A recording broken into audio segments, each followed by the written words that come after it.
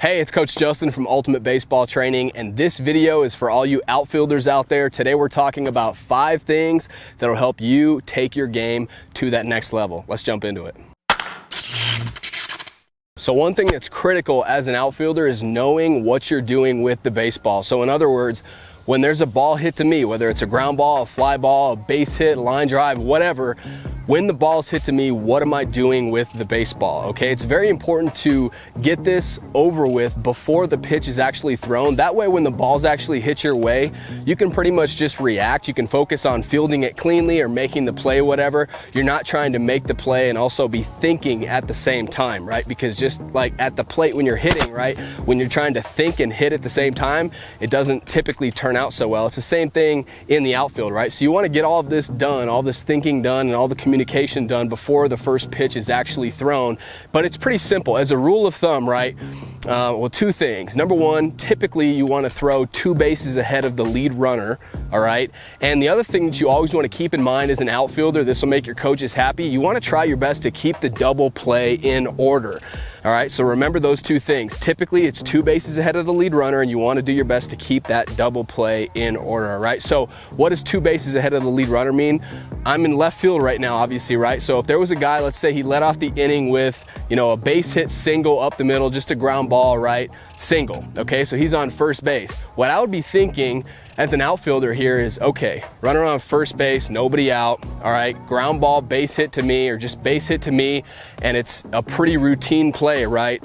I am, aligning myself to make a throw to third base. That would be 2 bases ahead of that lead runner. Now you have to be smart about this, because let's say that same situation, right? Runner on first base, but this guy, he crushes a for sure double in the left center gap, right? So the center fielder and I, both of our backs are turned, right? We're running towards the fence.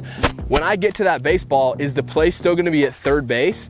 No, the situation has changed, because that's a for sure double. And so in that situation, right, you wanna always do a good job of keeping your ears open, right? And listening to your infielders and your catcher. And obviously, when in doubt, right, you just wanna make a good throw, good strong throw through your cutoff man.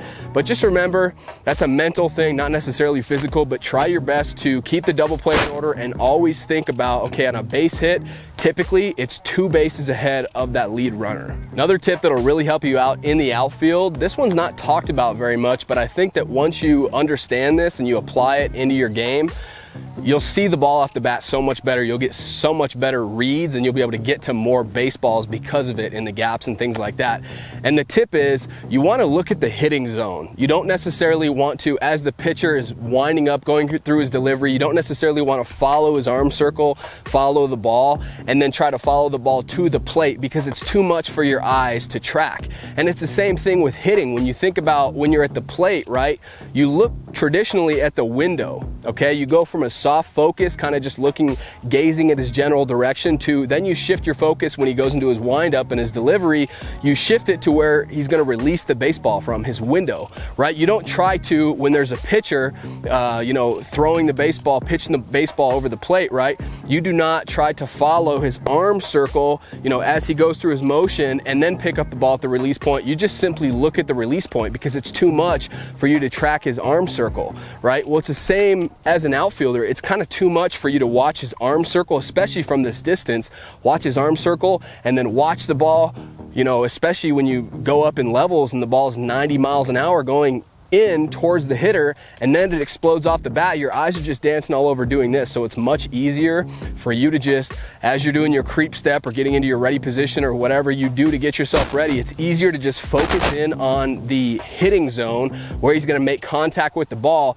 Then you'll see the ball quickly enter that hitting zone, and you'll see it off the bat and be able to make reads so much better, I'm telling you. All right, so now let's talk about something embarrassing that can happen to you as an outfielder, and that's when you lose a fly ball in the sun, right? That's kind of the worst feeling ever, because a lot of times it feels like it's not your fault, and it's just an unfortunate play, and sometimes it is. I mean, it's part of the game. You're gonna lose fly balls in the sun, but obviously you wanna avoid it if you can, right? And so the sun's actually behind me today, but let's just talk about if the sun was directly in my eyes, because it's gonna happen to you as an outfielder.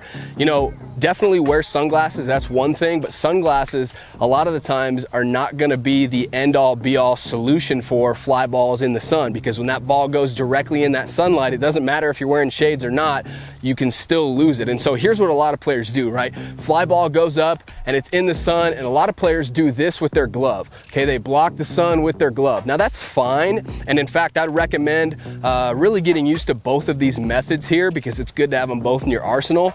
But the only issue with using your glove to shade the sun is, let's say I'm blocking the sun perfectly, right? Fly ball is coming to me, I'm working my way underneath it, I'm blocking the sun perfectly, and then all of a sudden, at the last second, I obviously got to open my glove and catch the ball, right?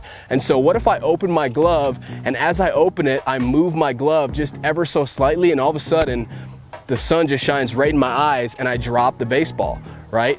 We have to move our glove to catch the ball at the last second, and so sometimes that can cause you to lose baseball. So instead, another method that I recommend you try out, and you should work on this in BP first of all before you try it in a game, but with your opposite hand, so your throwing hand, try to shade the sun with your fingers spread slightly apart. Okay, so you're gonna have to work on this, right? You can either do it this way with your palm facing towards the plate or the infield, or you can do it with your palm facing you, whatever's most comfortable to you, and you just want to spread your fingers, not a ton, not like you're holding up 5, that's too spread, right?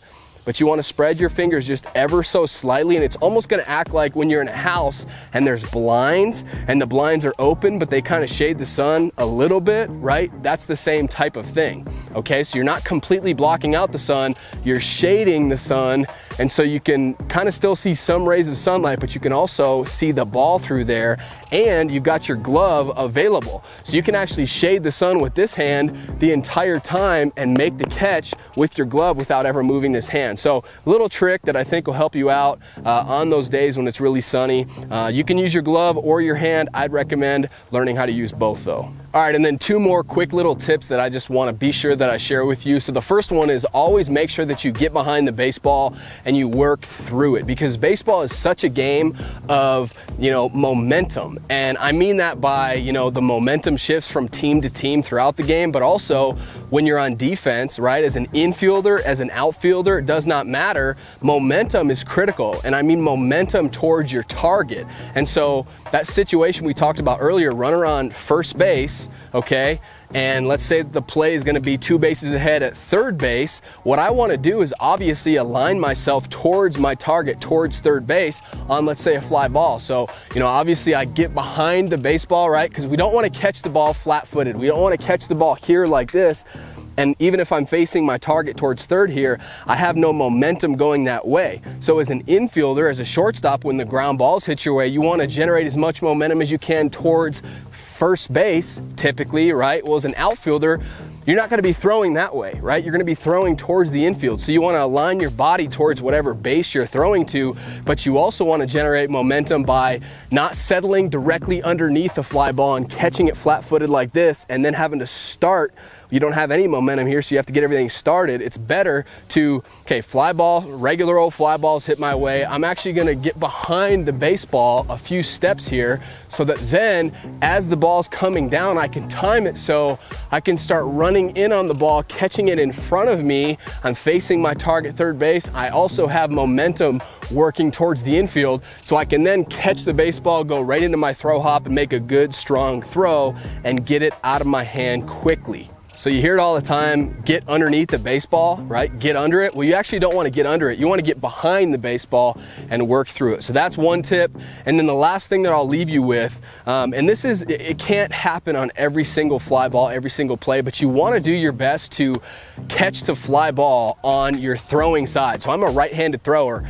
It's better for me to catch the ball if I can control it slightly on, and I'm not talking about over here like this, I'm talking about ever so slightly on my throwing side of my body. So as I'm coming in on the baseball, if I catch it over here, my hands have less distance to go. If I catch it here, I can go right into my throw, as opposed to if I catch the fly ball over here, right? If I catch it over here, then what I have to do, my hands have a longer distance to travel in order to get into that throwing position. So this is not gonna be something you're gonna be able to do every single play. For example, if I'm running to my left, right? Ball's in the left center gap, and I'm running this way to my left, and I catch the ball here, right? Well, obviously if the baseball is here, I'm not gonna manipulate my body so I catch it like this. That's just completely awkward, all right? I'm talking about a regular fly ball that's hit your way.